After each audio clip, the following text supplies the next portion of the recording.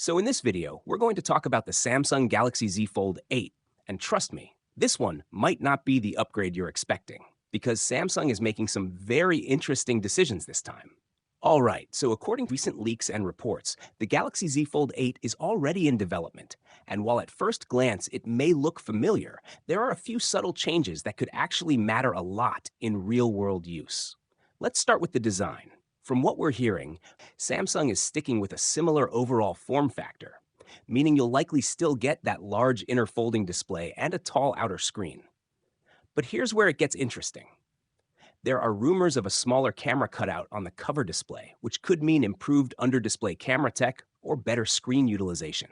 And honestly, that's something Fold users have been waiting for. Now moving to performance, we can expect the latest flagship chipset, most likely something like the next-gen Snapdragon processor, which means better performance, improved efficiency, and smoother multitasking. Because let's be real, a phone like the Fold is all about power.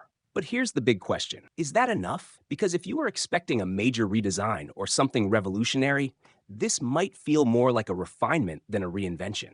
And that could divide a lot of users. For some people, this is actually a good thing. If it ain't broke, don't fix it.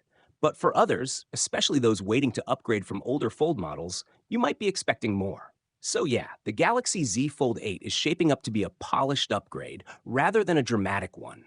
But what do you think? Is this enough to get you excited? Or were you hoping for something bigger? Let me know in the comments.